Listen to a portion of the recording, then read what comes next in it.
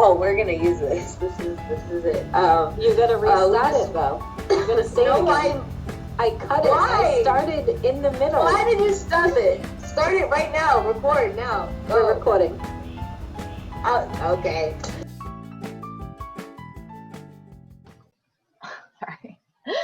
Hey, Coffee Beans, welcome back. On today's episode, we are going to be talking about how our childhood relationships and things that you go through as a child affects how your relationships kind of work today, and just how the thought process when you're growing up, how you kind of take that along with you, and how that is involved in the wiring, as you grow, and whether you're strong enough to break the cycle or not, or strong enough to continue a good cycle, because allegedly those exist. So and we get into a lot of funny stories today, really good one. So we hope you guys enjoy this episode, and here we go. So we're back, and we're gonna do this episode's gonna be about family relationships and how those kind of follow you through your adult life, and you kind of base relationships off of what you saw as a child. So we both kind of have different views on different things, so we figured it'd be a good topic, because it is one of those things that everyone goes through. You don't realize it when you're younger, how much you observe and absorb, basically. And even looking back, like, at certain things in my childhood that at the time didn't seem like a big deal. It's the norm. Exactly. You are so used to seeing certain things that you just think that's how do you know if something else exists if you've never seen it? Exactly. Like we always say. Yeah. So it's interesting to kind of look back. So that's what we're going to talk about today. The pros and cons of the things that we learned from observing those things, and how we handle them in our adult life and different relationships that we've gone through, and what we've taken from it and learned from it. All right. Well, before we start on all that serious stuff, on a lighter note, I just wanted you to notice my Merry Christmas mug. Because the next time we record, I will have all of my Christmas decorations up in this biatch, because it makes me happy. I don't care about presents. I don't care about any of that stuff. It's the lights. They make me feel peaceful and happy. And I'm like, I have like 1,000 and change of fucking multicolored lights. I'm about to be decked the fuck out. But anyway, it's the serious stuff. I told Lee this quote before. There is a documentary on Netflix called Cracked Up by Daryl Hammond, who was on SNL. It talks a lot about childhood and PTSD, but one of the doctors that was talking on there basically said, as children, we will most likely model and reproduce what we see. It's wiring from childhood. So unless, you're really self-aware and you really try to break the cycle, you see so many memes about like, breaking the generational cycles or breaking the generational curses, but really we are. I mean, like, and it'll only get better for the next one, for our kids, we hope, because, I'm assuming most people know the Pavlov's dog. I think I'm almost positive that's what it's called. You ring a bell and his mouth starts salivating. It's all conditioning. Like, everything we do is just from what we see, and we repeat it, or follow the order of things and how they go. Yeah. So what's a way that you feel that, you've taken, good or bad? Yeah. So I think the good has definitely been, so when I was like little, I had a very nurturing, loving type of environment. I was sheltered a lot from like all the crazy stuff going on in the family. so that's kind of the pro that I took from my childhood. And like I said, certain things happened that I didn't realize what they were at the time, but now as an adult, I look back and I'm like, Jesus Christ. So I was pretty sheltered. And with my kids, you know, they haven't seen anything of the things that I grew up with. And it's going to sound dickish, but they haven't really met a lot of people in my family on my mom's side. On my dad's side, I would have loved for them to had more contact with my dad's side. But my mom's side, you know, we moved to Rhode Island. My family's in Mass, and I've protected them from a lot of things. My only fear, and this is going to sound weird, but growing up where I grew up, I learned street smart. Oh yeah, for sure. You know what I mean? For sure. Yeah. So, you know, growing up in the South End of New Bedford, you see things. You learn you see things.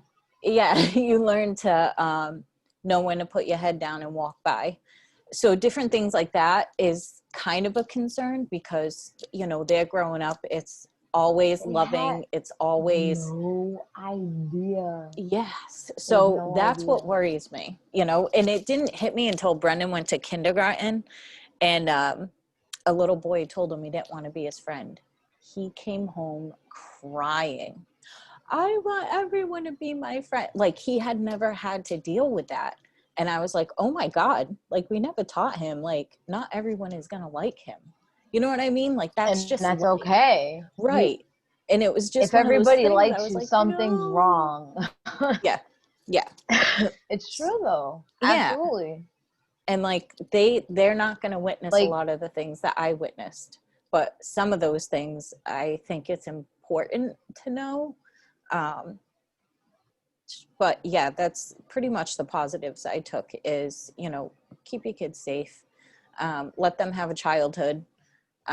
You know, don't let them witness a lot of the things that we witnessed, you know? So that's definitely something that I can say I have achieved, you know. Even when Kevin, you know, me and my kid's dad, we split,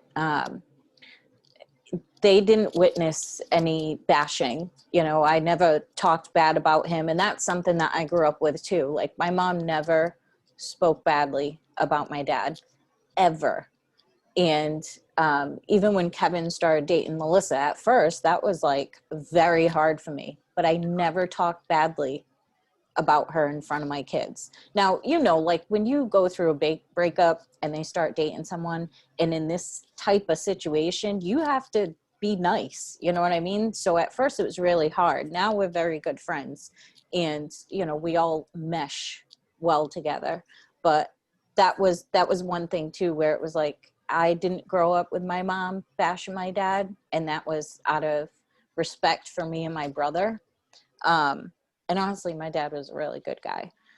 But yeah, so they'll never see that. Yeah, my dad was really cool. I didn't get to see him often, but there was just like an energy about him. Yeah. That was just so like warm. I don't know. Yeah. It's weird. I don't know. That's just how, like, when I think about him, that's I think of warm guy. You know what I mean? Totally. Yeah. Well, it's funny that you say that because, like, you know, when growing up, I felt like I was not as sheltered, but that was because of the antics that my dad would pull with John and coming home to a house that was completely raided, you know, my piggy bank broken and gone, you know, stuff everywhere, like, you know, everything's missing, no TV, no this, you know, seeing my mom and dad argue often, but she never ever bashed him. Yeah. So because of that, I never bashed AJ's dad ever in front of him. I mean, you know, when you went to your girlfriends, you know, you're like, fuck him, but you know what I mean? You're just getting outraged, but you don't, you know, me and AJ's dad broke up in July of 2011, maybe 12, I want to say. Like the final, you know, Yeah. And it was because he wouldn't, for me, like, you know, everybody's story is different and we're great friends now. But for me, it was because he couldn't control himself to not argue in front of AJ. Yeah. And I have an issue of just walking away. So I just walk out the house and leave. Yeah. Because we're not going to do this. And you're not going to yell at AJ. So, Right. you know what I mean? It's just like, and it is funny because, like, you know, I try to tell AJ, like, you have your whole life to be an adult. You stayed to, you know, enjoy being a child. Like, Yeah. he still does. Like, he's smart. He knows too much. Yeah. But he still has this innocence about him that makes me happy. That, Yeah. you know, you didn't have to hear about these things. You know what I mean? You'll never have to hear, like, oh, well, your dad's, like, sick and da-da-da-da, and this and this and that. And, you know, like, you know, I don't know about you, but I'm sure Auntie fucking gave you a note and made you go buy cigarettes sometimes Oh yeah. Yeah. And from the corner store. Yep. You know, that's stuff that they will get to experience. You know what I mean? But like, Yeah. right in the J.C. Penney's, you know, the penny candy store and stuff like that. Yeah. And that was, you know, I'll never forget the day that I went in there, and I would remember when I was on the front of the paper. Do you remember? No, I was in the newspaper. I was on the front page. Like, it was me right on the front page, and it was because it was me and a few kids that passed the state test, like, so high. Like, we were in, like, the top 2 percentile or whatever, and we got to meet the governor. And they came to the school and took the 4 of us or 3 of us and did interviews and whatever. And I was the front person on the page, and I just remember walking in to go get, like, Swedish fish or something, and everybody started clapping. They're like, "You're in the paper, you're in the paper." Yeah, that was, I still have it. Like, I look just like this with glasses in my picture, and I'm like this. That because they took a picture from the school. Oh, that was That's good so time. cute. It was cute, but so, like, I have good memories of childhood, but, like, you know, there's a lot of bad, but that's because of that was all my dad's fault, you know, without a doubt. You know what I mean? Like, Yeah. you asshole. Like, how many times can you rob us? Yeah, right? Jesus Christ. Or just be like, or like, for example, I remember, you know, my mom worked, you know, all the time. Yeah. Whatever. She was working at the country club, and Linda, R.I.P. She's no longer with us, right? No. Yeah. Okay. Sorry, I had to make sure. I was making sure I talk about the right person. She was babysitting us. Not clean. Oh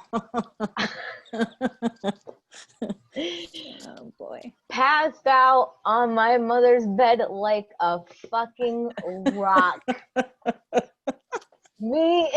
I almost said AJ. Me and Malcolm had to be like, I gotta say, I was no older than 9. I really want to say 8 because I just remember Malcolm not having front teeth. Oh. So he was like 6, I think. So I had to be about 8. Man, when I tell you, we got shit to tickle her feet. We were banging pots and pans right near her ear. She was done. Oh my God.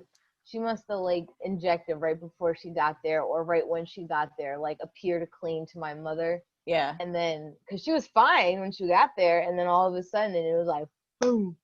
So then there's a magnet for Domino's on the fridge, but the first 3 numbers after the area code are 911. So we were afraid that if we dialed for pizza, because there was money for pizza, I think, that we were going to call and they were going to come and see her. That was the wildest, like, oh my God. Or the time Shauna burned me, like when she was babysitting us. Oh my, you can't really see it, but like right there, like I still have a burn mark right there. Yeah, that's from her. Fucking crazy. And she's like, Rachel, I'm so sorry. She was only like 17 at the time. How did that happen though? She was smoking inside the house. Wow. It wasn't on purpose. She didn't do it on purpose. Yeah. Shauna was amazing when she was, you know, she was so fun to be around, like when she babysat and stuff. And she was like telling us, like, go ahead, so you can run around faster, like, you know, the living room or whatever. And she's on the phone talking to God knows who, like smoking or whatever. And I run by, and she went like to, I think, put it out or ash, but like she just went right into my skin, like. She's like, oh my God, don't tell your mother. I'm like, I think she's gonna know the fucking burn hole in my arm. Like, you went, like, it would be like as if someone put it out on you. Like, that's what it was. I was like, Jesus. What? I had some fun babysitting stories. Yeah, but even like seeing stuff like that, like, you know, that'll affect you up until, you know, you get older, because you're just like, you know, but you make sure that your kids never have to see that. And you'll never experience anything like that. Yeah. Ever. No. Ever. You know, I teach them, and, you know, you just got to be smart with your words. Like, you have to know how to use your mouth, because that's as close as you're getting to street smart. Yeah. Like, I don't even let him ride his bike up and down the street unless I'm out there watching him. Yeah. No, they, I remember Brendan asking if when he was like in the elementary school, like in 5th grade, and he's like, you know, my friends don't take the bus and they, you know, walk home. And like, you know, his dad's house isn't far from there. And like his dad and his uncle, they used to walk home. But, you know, Brendan. And my thing was, I can't trust him to focus. That's AJ. And he'll see like a bug or something and be like, oh my God, and just like follow it into the street. So instantly it was like, or a guy was like, look at the snake I have. Dude, so we asked them that one time. We were like, if someone pulls up, thinking like they know, we're like, if someone pulls up in a van and they say what kind of candy, that they have candy, Brendan goes, what kind? So I'm like, no, that's not the response. I'm like, you always say no, and you like run. So then with Aiden, it was like, yeah. With Aiden, it was like, you know, if they had a doggy that they said, basically both of them were like, oh, well, what kind? Right. And I was just like, shit, man. Like, well, I've always taught AJ, like, and as he's gotten older, like, you know, if you know, AJ has like a really good, like, as distracted and unfocused as he may be, because he's always in his head, he has a very good intuition of people. Like, his intuition for people is very strong. So I think he generally know, and we've talked about it, but as he's gotten older, I've told him, like, anytime anybody weird pulls up to you asking you any kind of question, you scream, get the fuck away from me. Like, that way they know that you're serious. Like, you're 10 years old now. Like, no, you should not be cursing like that. But if they hear a 10-year-old speak like that, they're going to be like, okay, goodbye.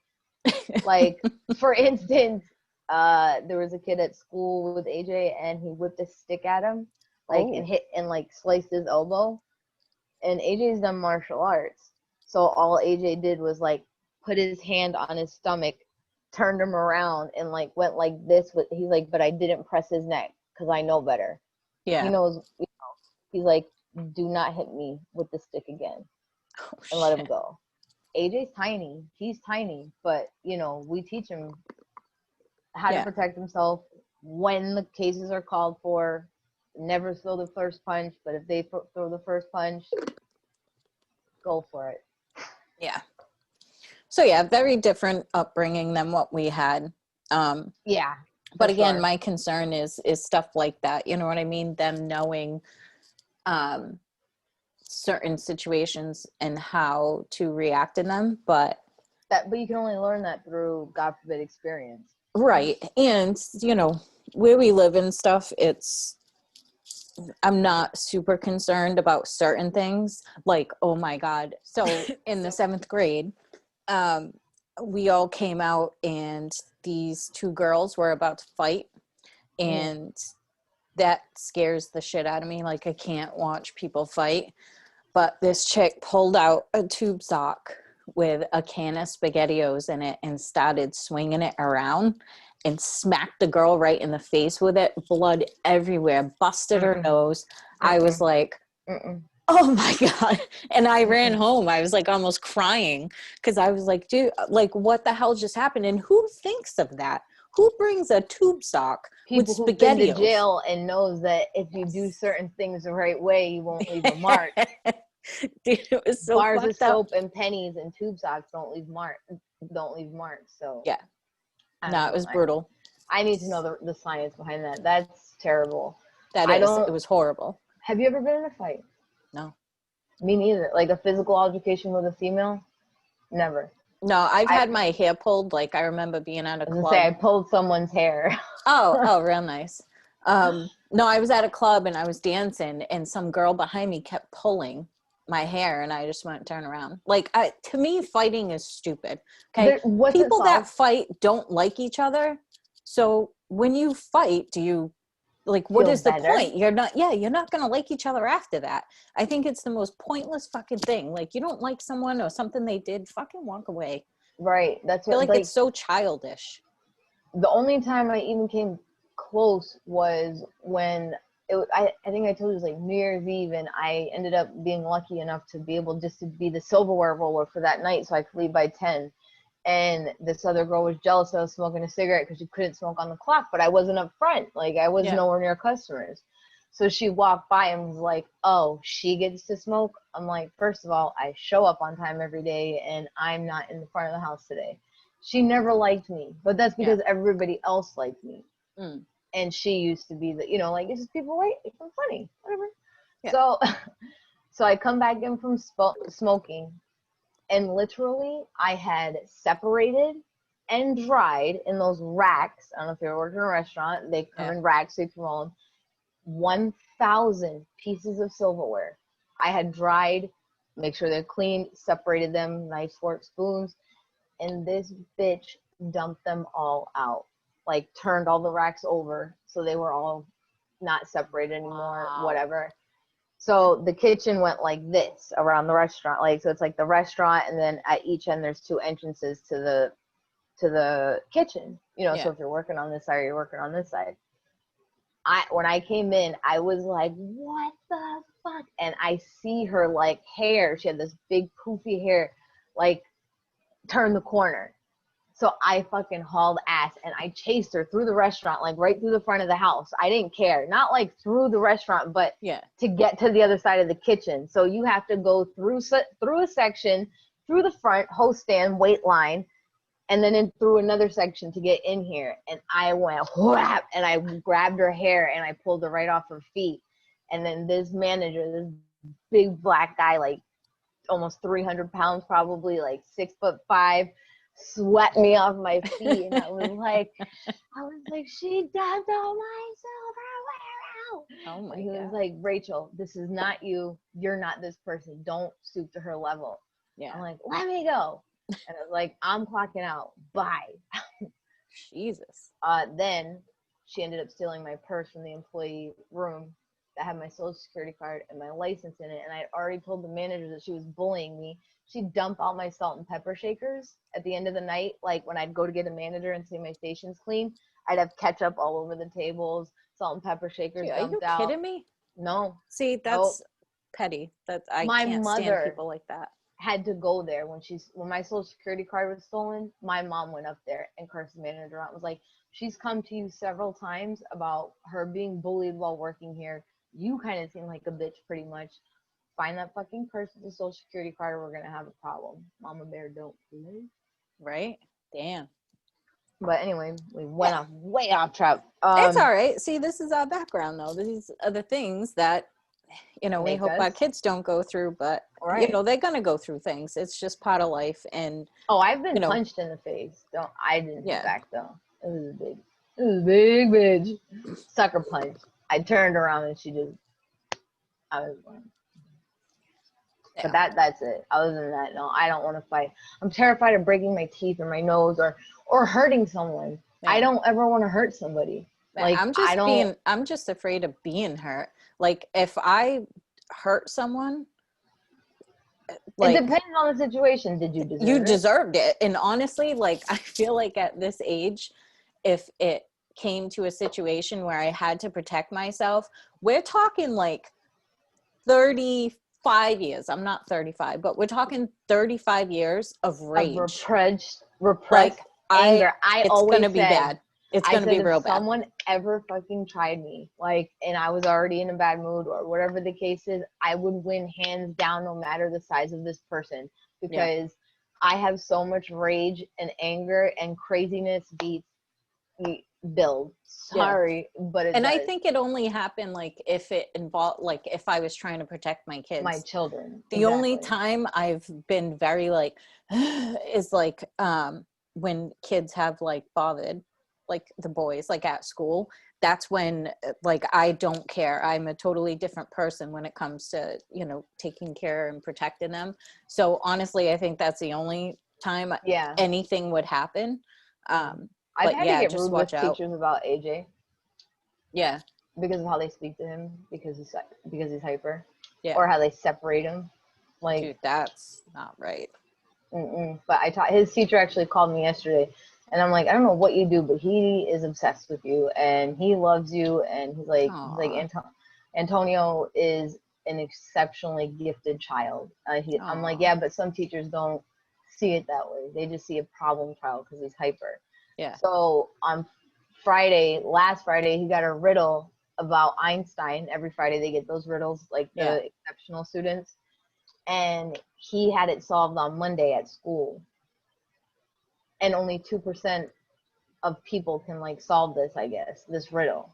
Jesus. And he's like, every year, he's like, I maybe have one student that can do it. He tells me he's already done it. Did he tell you about it? I'm like, I haven't seen the riddle. He doesn't ask for help. He doesn't cheat because he's afraid you'll know, you know, because he's smart. You know, he knows that you'd know. And he was like, I'll be honest with you, I'm pretty confident that AJ will be a student that can solve that riddle with ease. He's like, he had it done on Monday, and that's crazy. He's like, I haven't looked at it because it's not due until tomorrow, which is today. So he's like, but, you know, he's like, I'm confident that he got it right. He's like, he's just exceptional. Like, you'll have to keep everyone posted if you did get it. That's awesome. I want to know. I looked at it and I was like, oh, this looks cool. And it was just different than that other riddle that he had to do that was so retarded because there's not enough information, but whatever. So for me, a pro about now would be the independence factor, how, you know, in my work ethic, for sure. Is definitely a pro of how I grew up and how my mom raised me, because, you know, she worked all the time when we lived in New Bedford. And then, you know, so I always just seen her hustle. Like, there was an excuse, just you work and that's it. Like, you know, you do what you got to do. You can't depend. She wouldn't say it, but you just saw it. Like, you don't depend on a man for nothing. Like, for what? You know what I mean? Yep. And then, you know. Mine was the opposite. Yeah. And then, but in our teenage years, which we'll probably go into on the next one, you know, that's kind of where things changed, and that's kind of where, you know, we learned the bad parts and stuff like that. But as far as, you know, at least the relationships with our kids, like, we're breaking barriers here. You know what I mean? Oh, like, me and AJ talk about some crazy stuff, like, but kids should be talked to. Everything should come from you. Right. You know what I mean? Yep. So I don't know, man, but and we can do cons in the teenagers on the next one. Yeah, that sounds good. Yeah, I would have to say, you know, growing up, you know, I didn't get to see the working life, so to speak. You know, my mom, she didn't work until I was maybe like 13 to 14. Mm-hmm. And even then it wasn't like stable type of jobs. Store 24, where my mom got mugged. Yeah. And I'm pretty sure she got fired from there for stealing or something like that. So I didn't grow up seeing someone work and hustle and that type of thing. And I remember thinking, like, how do people get cars? Like, how do people afford having a car, and how do they afford having a house? Like, to me, someone that had a car and a house, you were rich. Like, Right. I had no understanding of how people do that. So Right. then, you know, growing up, it was kind of like, I'm going to do all those things. I'm going to figure it out. I don't know how Right. to, but I'm going to Mhm. figure it out. And I was like 19 or 20 the first time I walked into a bank. And, you know, I was going there to get a loan for a car. And it was the Yeah. most terrifying thing, because I'm like, what if they tell me no? Then I'm Right. not going to be able to, you know, be the person in my family that gets a fucking car, you know? Right. Exactly. So just things like that. It was at first very scary for me. I didn't understand how all that worked.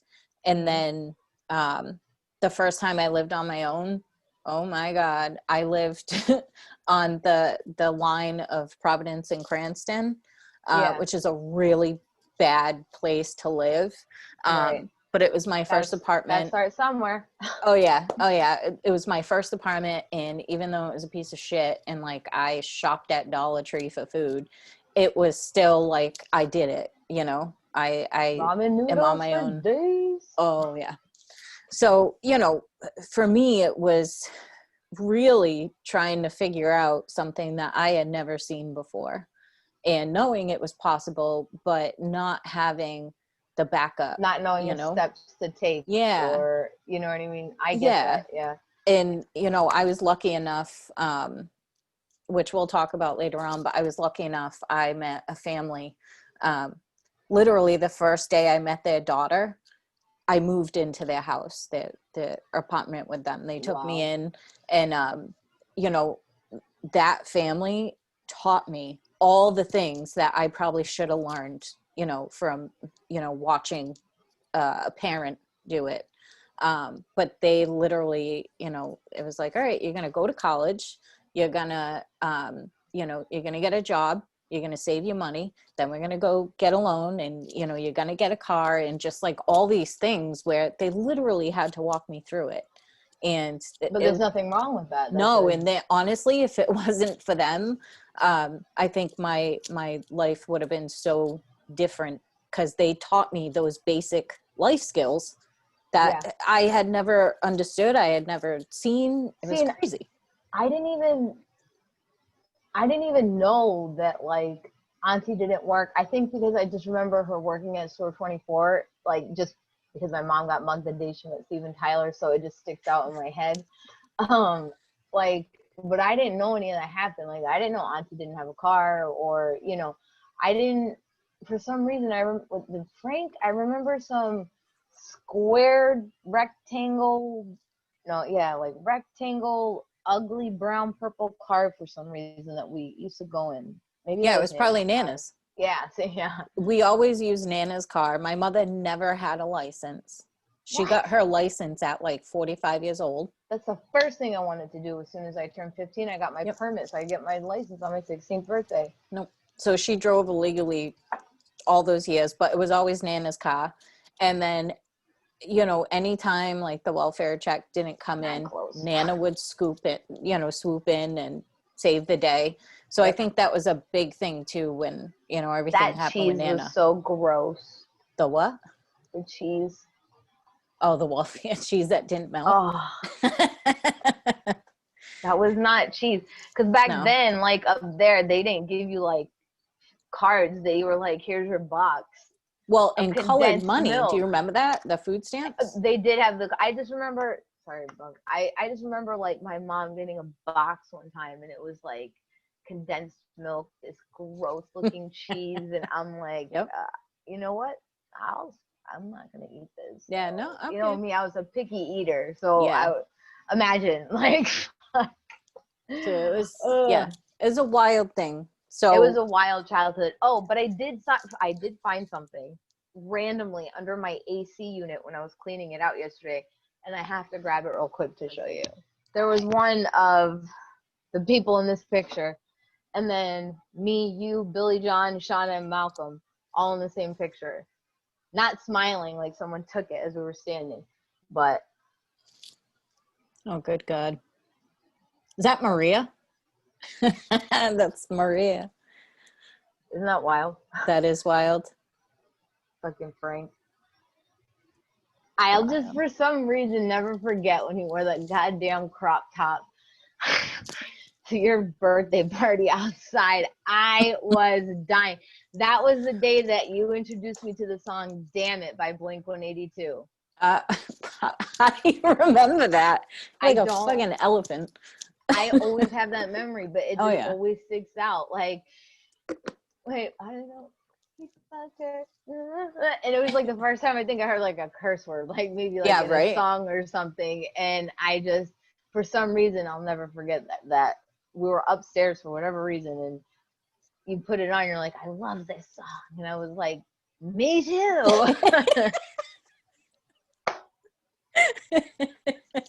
But now I really do fucking love it. So now I gotta listen to it in a little while.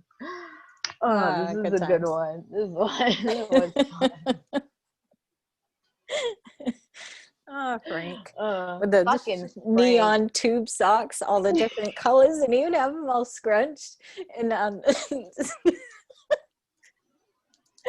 when we lived on McGurk Street, he went to go to store 24 and he had a crop top with the fanny pack and these little jean shorts and all the scrunched neon socks. And so he goes, walking all the guys on the corner, like the legit gangsters. Right. The corner, dealers. just like, what the fuck? So Lenny was guys. outside with them. So he comes upstairs and he's like, Mom, what the fuck is Frank wearing? Blah, blah, blah. And she's like, what? It's the style. And me and Lenny just looked at each other like, what the fuck is going on? And we're all looking out the window and he's like, just walking down the street. I was like, bro, I can't. He was just such, or is, like, just a good person. Like, he had a fucking traumatic childhood. I didn't know about all that. Yeah. But those are some great memories for me. Just we're all looking out the window and he's like just walking and my mom's like, what? It's the style. And we're like, bitch, you know that ain't the style, guys. Like, come on. Go on. Too sexy for my shirt. Yeah. That was his deal. That and anything George Michael. Oh shit. Wake me up. Is that him? Yeah. Yeah. Yeah, he was like, he got caught sucking dick in like a bathroom stall or something, right? Because he pretended he wasn't gay that whole time. Yes. Yeah, okay. No one knew. Right, yeah, that one earring thing and all that didn't give it away, or what, the whole thing. Oh my god. It was just, yeah, and like, for me, it was so weird, because like, back then, I didn't know he was like, because it wasn't as prevalent as it is now, like, for people to be so open about it, Yeah. But I remember when he showed up with, so now you think about it, like, I'm 13, 14, no, 12 or 13 when Frank's coming over with his lover or whoever from Portugal and brings us those dolls that I told you about. And, and he's like, oh, this is Frank's friend. And I'm like, oh, okay, cool, whatever. And then, like, that's kind of when I figured it out or whatever. But, like, now I've had to explain to AJ since he was 4 what gay is. Yeah. 4. You know what I mean? Because one of my Margarita Rivera, who also is the winner of the box. We didn't even get to say that. Yes, she was. We just took everybody's name, however much they donated it, threw it in a hat and picked out a name. Each dollar they donated, we did, and it's Margarita Rivera. Congratulations. We'll send your box out to you soon, and we'll get a hold of you for that. She used to watch AJ sometimes, and she's married to a woman, Jay, who's amazing, and I love her, and I had to explain, like, that's her wife, and he's like, what? Woman. But, but now he gets it. And, love is love. That's just what I tell him, so. True that. True that. All right, on that note. On that note. We are going to shut it down for today. Yep. And sorry we for will the- be back sooner than later. very soon. Yeah, we're gonna do some more recordings this weekend, Hmm. and We want to get more information out for you guys and Yeah. not be so, whatever with the schedule of how we do things. So we want to try to make it more consistent for you guys. So Yeah. any thoughts, questions, concerns about how your childhood affects your relationships now, or back then, or how you've grown, or how you've learned, send us all your thoughts. We read all that, and yeah, let us know. Yes. Alrighty. Bye.